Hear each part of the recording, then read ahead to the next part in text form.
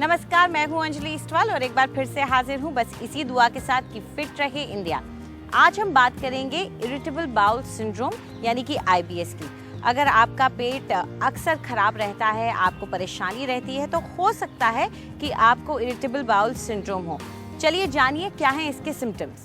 कोई भी जो सिंड्रोम होता है उसका मतलब ये होता है कि कलेक्शन ऑफ सिम्टम्स। तो irritable bowel syndrome is actually a collection of symptoms. और वो सिम्टम्स कई तरह के हो सकते हैं: diarrhoea, constipation, abdominal pain, cramps, पेट में दर्द, मरोड़न, पेट का फूलना। ये सब एक सिंड्रोम कह के इसको इकट्ठे एक डायग्नोसिस का नाम दे दिया गया है। ये काफ़ी कॉमन प्रॉब्लम है। करीब दुनिया में 8 से 10% लोगों को इरिटेबल बाउल सिंड्रोम सिम्टम्स होते हैं समय समय पर। इसका काफ़ी रिलेशनशिप है टेंशन से, एंग्जाइटी से। दूसरा इसका रिलेशनशिप है एक्यूट इन्फेक्शियस गैस्ट्रोएंटेराइटिस से, जो कि हिंदुस्तान में बहुत कॉमन है। तो एक बार अगर गैस्ट्रोइंटेस्टाइनल इन्फेक्शन हुआ तो इन्फेक्शन तो ठीक हो गया, लेकिन उसकी वजह से जो इरेगुलर बाउल हैबिट है वो बनी रह जाती है। उसको हम कहते हैं पोस्ट गैस्ट्रोएंटेराइटिस IBS। और इनका ट्रीटमेंट थोड़ा मुश्किल इसलिए होता है क्योंकि ये डिजीज़ नहीं है एज सच, कोई बीमारी एज सच नहीं है। ये सिम्टम का ग्रुपिंग है एक, और हम किसी भी तरह से इसको ट्रीट करते हैं। मोस्टली सिम्टोमेटिक ट्रीटमेंट ही देते हैं इसमें ज़्यादातर। कई बार सेकेंड लाइन ट्रीटमेंट जिसको हम कहते हैं, जो दवाइयाँ एंग्जाइटी और स्ट्रेस में काम आती हैं, वो कई बार इंटेस्टीन्स को भी रिलैक्स करती हैं, इंटेस्टीन्स की मोटिलिटी को कंट्रोल करती हैं। वो है सेकेंड लाइन ड्रग्स हम इसमें यूज़ करते हैं। और अब वक्त आ गया है हमारी न्यूट्रिशनिस्ट से कुछ न्यूट्रिशन की टिप्स लेने का। वेट यूजुअली आप कुछ सेल्स के साथ बॉर्न होते हो बचपन में, जिसे हम एडिपोज टिश्यूज़ कहते हैं, एडिपोज फैट सेल्स कहते हैं। इसमें किसी का कोई दोष नहीं है। कुछ लोग कम सेल्स के साथ बॉर्न होते हैं, कुछ लोग ज़्यादा सेल्स के साथ बॉर्न होते हैं। मैंने काफ़ी देखा है कि लोग कहते हैं ये तो सब कुछ खाती है फिर भी मोटी नहीं होती, और हम पानी देखते हैं तो भी मोटे हो जाते हैं। इसका एक्सप्लेनेशन ये है क्योंकि वो सेल्स आपके पास हैं या आपके पास नहीं है।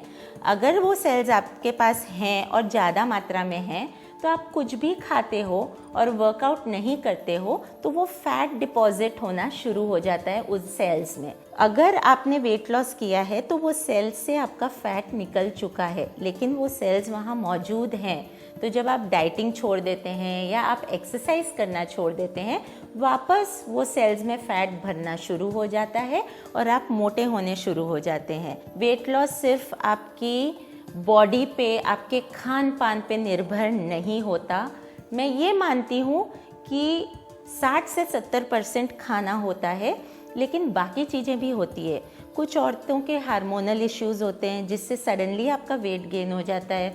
कुछ इमोशनली डिस्टर्ब्ड होते हैं जिसको आप बिंज ईटिंग में ट्रांसफॉर्म कर लो, वेट गेन हो जाता है। कुछ लोग साइकोलॉजिकल या मैं कहती हूँ बोर्डम से खाना खाते हैं। तो हर चीज़ डिटर्मिन करती है एज अ पैकेज। पहला, आप क्या खाते हो, दूसरा आप कैसे सोते हो, तीसरा आपके डेफिशिएंसीज बॉडी में क्या हैं, चौथा आप इमोशनली कितने वेल प्लेस्ड हो, और पांचवा आपकी लाइफस्टाइल। जब ये कॉम्बिनेशन परफेक्ट होता है तो कभी भी ये यो डाइट या यो चीज़ें होती नहीं है। तो listen to your body, eat accordingly, be fit and pursue weight और pursue the food as your lifestyle. हम हमेशा कहते हैं कि आप योग ज़रूर कीजिए, इसके बहुत फ़ायदे हैं। तो आज देखते हैं कि हमारी योगा एक्सपर्ट क्या सिखा रही हैं।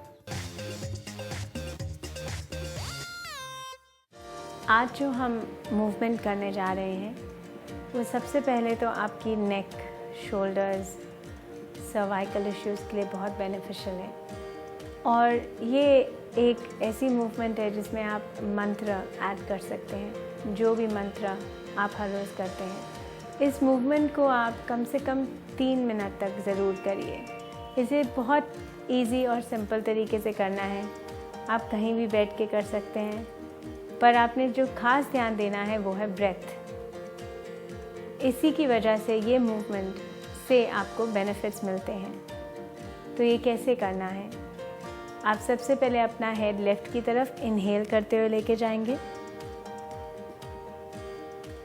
और बहुत धीरे धीरे एक्सहेल करते हुए जितना लंबा एक्सहेलेशन कर सकें हेड राइट की तरफ लेके जाएंगे। फिर इनहेल करते हुए लेफ्ट, बहुत धीरे धीरे। Exhale right.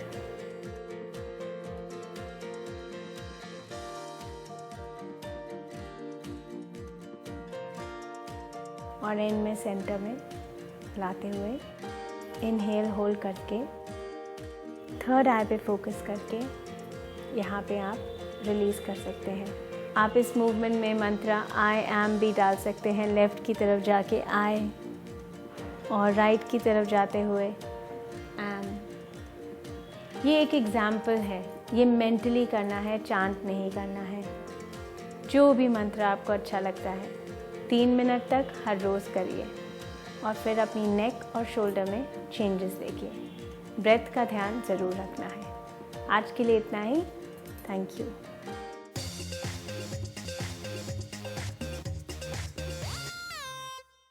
नमस्कार।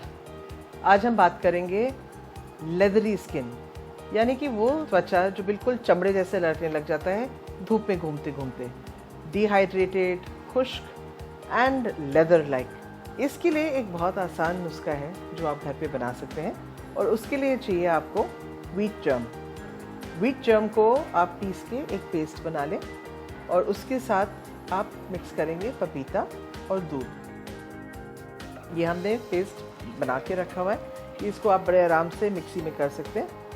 बहुत स्मूथ है, बहुत पोषण है इसमें। आपने व्हीट जर्म ऑयल का नाम भी सुना होगा जो बहुत थिक है। इसमें पपीता डालेंगे।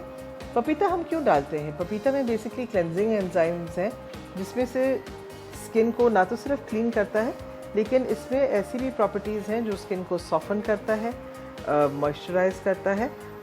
और पपीते को हम पूरी तरह से फाइन नहीं करेंगे, क्योंकि ये जो मास्क है ये आपने लगा के छोड़ना नहीं है, आपने स्किन के ऊपर लगा के हल्का हल्का मसाज करना है। इसमें हम डालेंगे थोड़ा सा फुल क्रीम दूध, बहुत कम, जस्ट ताकि इसकी जो कंसिस्टेंसी है वो थोड़ी और इम्प्रूव हो जाए।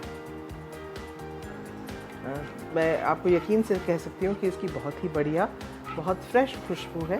बिल्कुल साफ़ करके त्वचा के ऊपर ये मास्क धीरे धीरे रोटेटिंग मैनर में मसाज करें। चाहे आप इसको 5 मिनट छोड़ दीजिए ताकि ये थोड़ा सा अपने स्किन के अंदर जो भी इसकी गुडनेस है वो अब्जॉर्ब हो जाए, और उसके बाद आप इसको मसाज करना शुरू कर दीजिए। स्पेशली वो एरियाज़ जो आपको ज़्यादा खिंची खिंची, ज़्यादा ड्राई और डिहाइड्रेटेड लगती हैं, उन एरियाज़ पे आपने इसको ज़्यादा मसाज करना है।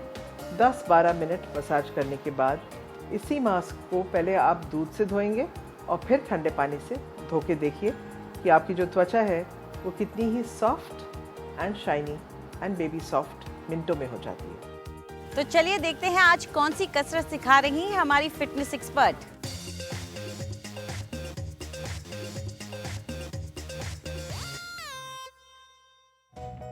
अगर हमारे पास एक्सरसाइज करने का बिल्कुल भी समय नहीं है तो घबराइए नहीं, हम 2-3 स्ट्रेचेस करके अपने दिन की शुरुआत कर सकते हैं। मैं आज आपको 2 स्ट्रेचेस सिखाने जा रही हूँ।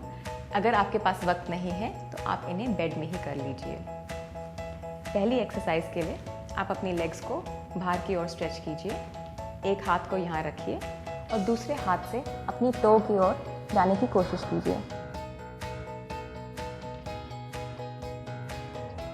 यहाँ पे गहरे सांस लीजिए। जितनी देर तक आप स्ट्रेच को होल्ड कर सकते हैं करके रखिए। ये पूरा स्ट्रेच आपके वेस्ट में आएगा।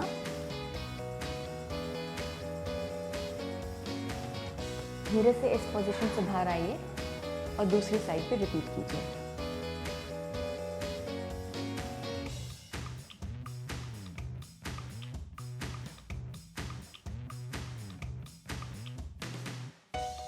दूसरी एक्सरसाइज के लिए आप दोनों पैरों को आगे की ओर लाइए। अपने राइट लेग को फोल्ड करके पैर को ग्रोइंग एरिया के पास रखिए। हाथ ऊपर लाके गहरी सांस भरिए। एक्सहेल करते हुए अपनी टो को पकड़ लीजिए या पैर को पकड़ लीजिए और हेड को अपने नी पे रेस्ट कीजिए। अगर आप पूरी तरह से अपने पैर को नहीं पकड़ पाते, आप अपने एंकल को, शिन को या नी से नीचे किसी भी एरिया को पकड़ सकते हैं। आप अपनी लेग के पीछे पूरा स्ट्रेच महसूस करेंगे। इसे दूसरी साइड पे रिपीट कीजिए। लेफ्ट लेग को अपने ग्रोइंग एरिया के पास लाइए। Inhale, exhale and come down. धीरे से इस पोस्चर से बाहर आइए। इन स्ट्रेचेस को आप रोज घर में ट्राई कर सकते हैं और ज़्यादा से ज़्यादा फ्लेक्सिबल हो सकते हैं। फिट रहे इंडिया में फिलहाल इतना ही। आपको हमारा कार्यक्रम कैसा लगा हमें ज़रूर बताएं। आप अपनी राय हमें ईमेल कर सकते हैं fit@ndtv.com पर। आप चाहें तो ट्विटर पर भी हमारे साथ जुड़ सकते हैं। इस्तेमाल कीजिए #फिट रहे इंडिया। फिलहाल हमें इजाज़त दीजिए। नमस्कार।